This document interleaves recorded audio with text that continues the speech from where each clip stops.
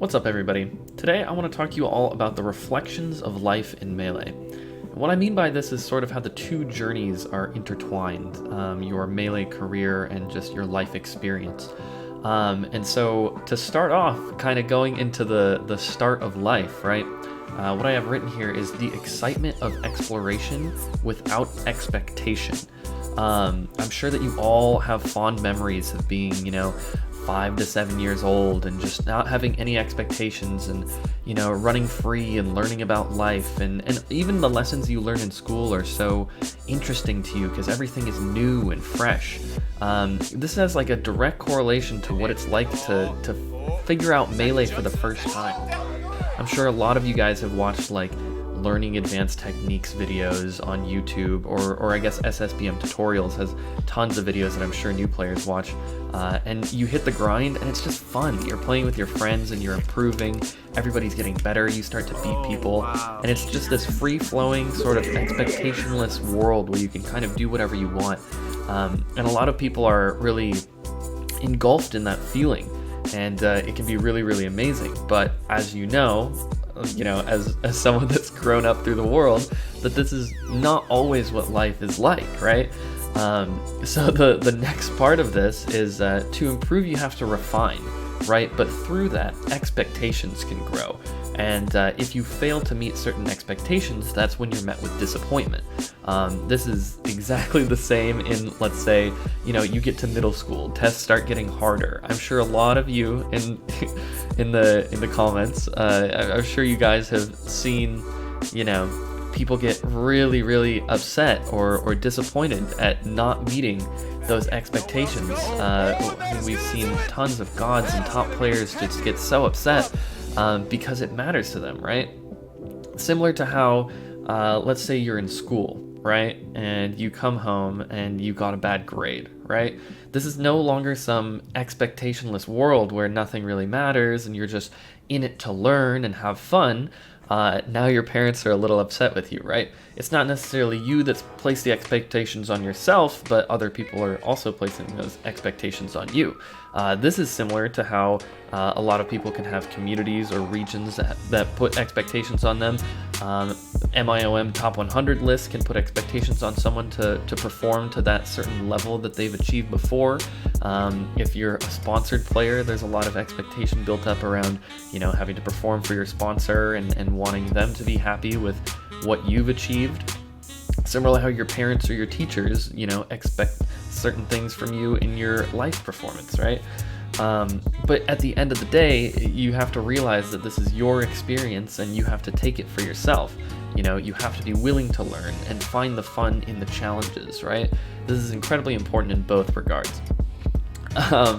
So kind of moving off of that, the next thing is how your personality and mood have such a direct impact on your quality of play and just the quality of your life, right? Similar to how it's hard to bring yourself to do what you need to do when you're in a bad mood, right? I'm sure a lot of you guys have been so sad or torn up about something that's happened in your life, and it's really difficult to, let's say you have to go to the DMV and get your registration redone, but it's really hard to get out of bed and do what you have to do. Some people have work responsibilities that just seem like it's such a drag when they're down. But, if you're up and chipper and everything's going well and you just started a new relationship and everything's wonderful, it just seems like everything's a breeze. This is very, very similar to how Melee goes. This is why one thing that I do when I tell people how to improve in Melee is I tell them to get everything situated in their life first, because it's, like I said, it's such a reflection, right? So if you're feeling great, it's very easy to play great. I actually have a list of like mantras that I have written down for before I go up and play a tournament set, and one of them is wipe that expressionless look off your face. You play your best with a smile, and I think this is really, really important because it's so easy to be free when you're feeling good. But you don't always get to choose whether or not you feel good, right? And this is a really, really difficult thing for a lot of people to handle. And a lot of people are afraid to grow and be uncomfortable in those sorts of situations, but the more and more comfortable you can get with yourself and the more growth you have, the happier you're going to be, right? Self-preservation. This is something incredibly important in life that goes hand in hand with performing better in Melee. And so that's just your mood, but other things like your personality seem to, this is kind of where it gets interesting, is it seems as though your personality kind of has a direct impact on how you choose to play the game as well. For example, you have to take certain necessary risk in Melee, which is, it's kind of difficult, right? Because a lot of times you don't want to have to take this risk because obviously you can get punished for it, and the better your opponent's punish game, the scary it is to go for this risk, right? And so a lot of people in life are very reserved, or they don't want to go outside of their comfort zone, or they don't want to take certain risks, right? Because they're afraid of getting hurt. A very simple example is like if you want to go talk to a girl or something, but you're afraid that your feelings might get hurt. Any period of time in your life where you might be facing rejection, right? This is similar in Melee, where you have to go up and take this risk in game, and you might get hit for it, but this is a necessary risk that you have to take to grow. And so in that way, you have to put yourself in these uncomfortable, risky spots in order to achieve the results that you want, right? Otherwise, it's just not possible. This is why people like Mango, who you might see doing something stupid or incredibly risky, he actually uses this as fuel to push himself past this kind of like fear or something that's inhibiting him, right? He's just always free-flowing, he's always comfortable in his element, he's not afraid to take these risks because he knows it's a requirement to achieve something great. And that's why you see him have so much success, and much of the gods are very much not afraid to take those necessary risks. And sort of the last thing that's going into this, and this is one that I've really been thinking about a lot lately, is the fear of death.